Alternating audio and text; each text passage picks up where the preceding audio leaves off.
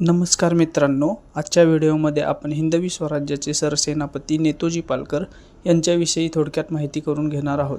त्यांना प्रति शिवाजी या नावाने देखील ओळखले जायचे। छत्रपती शिवरायांनी जेव्हा हिंदवी स्वराज्याची शपथ घेतली त्या दिवसापासून नेतोजी महाराजांसोबत होते।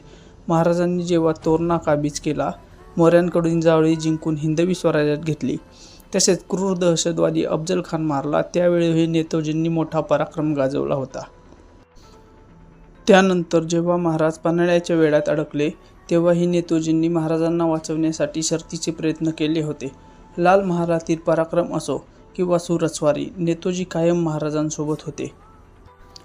मिर्झा जयसिंगने जेव्हा हिंदवी स्वराज्यावर आक्रमण केले त्यावेळी छत्रपती शिवरायांच्या गनिमी काव्याचा एक भाग म्हणून नेतोजी मुघलांकडे गेले।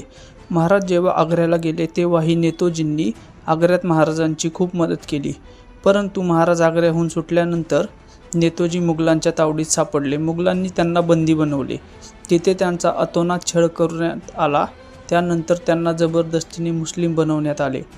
बराच काळ मोगलाईमध्ये काढल्यानंतर जेव्हा ते दक्षिण मोहिमेवर आले तेव्हा ते मुघलांची छावणी सोडून रातोरात हिंदवी स्वराज्यात दाखल झाले।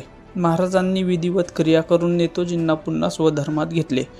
तर मित्रांनो, हिंदवी स्वराज्यासाठी छत्रपती शिवरायांसाठी नेतोजींनी जसा मोठा पराक्रम गाजवला तसेच त्यांनी अनेक अत्याचार आणि खूप त्रास सहन करावा लागला, परंतु त्यांनी मनात छत्रपती शिवाजी महाराज आणि हिंदवी स्वराज्य ठेवून हे सर्व सहन केले।